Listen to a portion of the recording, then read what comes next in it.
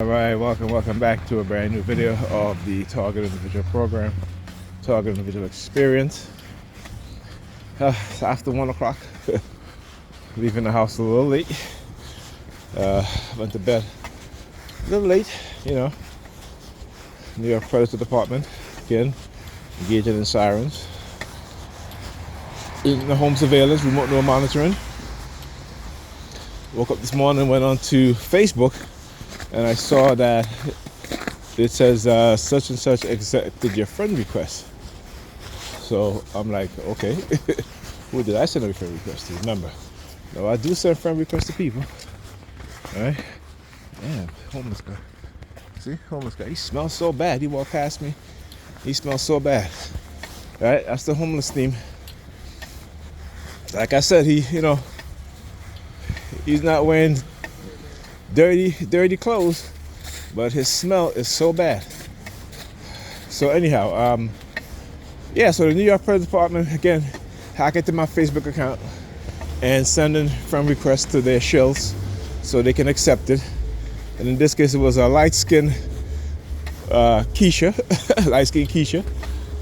They're always trying to perpetuate, putting these light-skinned women in front of me on Facebook, as if, as if I'm interested. I'm not interested in their skin color. I'm interested in their mind. I'm interested in whether they have some form of consciousness or not. Right? So of course I have to unfriend. Oh, also, so then I'm going to scroll to her pictures just to make sure that I usually do that to make sure that if I did send this person a friend request, that it's me that send it and not them hacking into my Facebook account and sending their, like I said, their shells, right? Their perps, friend requests, and then accepting it. Right? So I'm going in there and, she's, there's this particular game, what is it? It's a Connect 4, I think, Connect 4. Right. So Connect 4, and she has a picture of all these little, the little game pieces, the Connect 4. Like these circular pieces, and they're all yellow, right? So we know in Connect 4 is not just one color, right? Because you're playing against somebody else, so it's two different colors. It's either going to be black or red, yellow or red, blue or white, or what have you, yellow or white, what have you, right? And she's holding it in the palm of her hand. Now, let me show you how remote neural monitoring works. All right, when I talk about how they know every piece of item that they have, that you have in your wardrobe, they know every piece of item that you have in your house, where it is, because you're under remote neural monitoring. Because again, you're implanted with a microchip, it's BCI. So I took a bath, of course, start using the sirens because they don't want me taking a bath. Again, that's where you see a lot of people don't like to take baths, okay? Right? It's not that because they don't want to, it's because a lot of times, and I'm saying it happens in every cases, but a lot of times they're being manipulated not to take baths, particularly if you are a target individual. So they use the police sirens, right? Or for example, if you're trying to eat healthy, they use the police sirens, right? You know what I'm saying? If you're trying to eat healthy, if you're trying to be a thinker instead of a believer, they'll use the police siren. Everything they'll do that you do that's going to be positive to you and benefit you, they're going to engage in coercive persuasion tactics in order to get you to do the opposite, right? So anyhow, so like I say, so going into my laundry bag, because I usually have my t-shirts folded in one place, so the only the t-shirt that was on top, and of course they noticed, was a yellow t-shirt. All right, and I realized, I said to myself, they would know this because again, remote neural monitoring. Whenever I go in my laundry bag, I usually pull out the first t-shirt that I see. I'm not the type to be changing, to say, okay, let me wear this instead, because they've tried to, they have in the past affected my decision making so much so that sometimes I wouldn't leave the house. I would change my shirt at least 3 or 4 times. just to do random shit, right? Realizing that it didn't matter because they were using people out there they would send people with the same color shirts, right?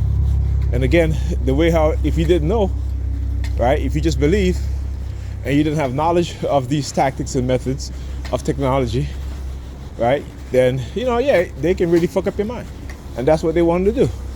That's why a lot of us, particularly black community, right, our young black men and black women, they got fucked up mindsets. Okay? And again, we don't have any of the professionals in our group to recognize and understand what's going on. And I shouldn't say not any, but we don't have enough psychologists, psychiatrists, black psychologists in our group to really do a nationwide program to recondition our mind from the white supremacist conditioned mindset that they've given us. So we got to understand that, right? How we are conditioned and the manner in which that they are doing it, right? How they put us against each other. I was watching a YouTube channel called The Saint and the Sinner, and he had a black woman on there, and she had a natural hair. She was saying that whenever she gets in, like if she's arguing with a black woman, the first thing they'll say to her is like, F you and your nappy head. And I said, of course, because black women are infamous of degrading each other in that manner, right? Black men don't tell other black men, man, go call me a nappy head and shit like that. We don't do that shit. But our women do, right? Then the colorism. And he was touching about the colorism, right? And the truth is that black women worship colorism more than any other group of women. Black women have more so-called biracial children than any other group of women.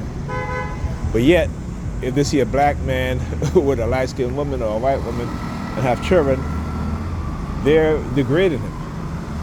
He don't love his mama, he don't love himself and this and that.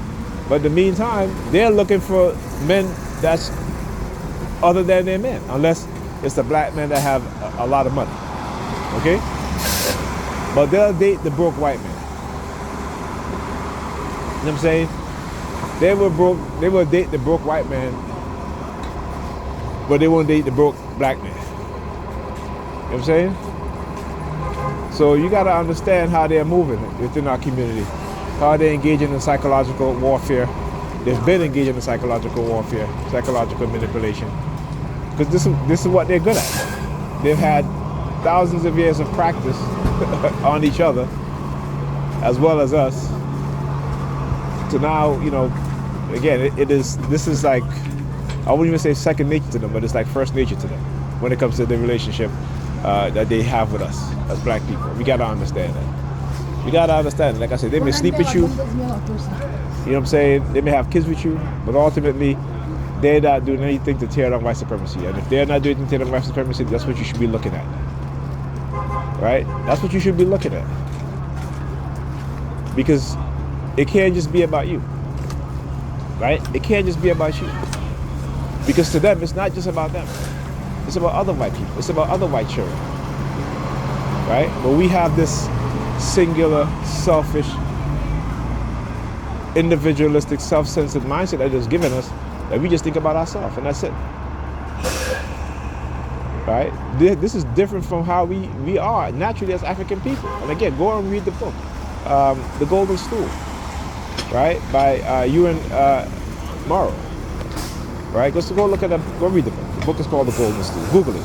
Do Google the book called The Golden Stool, and you will understand exactly what it is I'm saying when it's come to this. All right? Talk to you guys in the white guy. He ain't getting on the damn bus.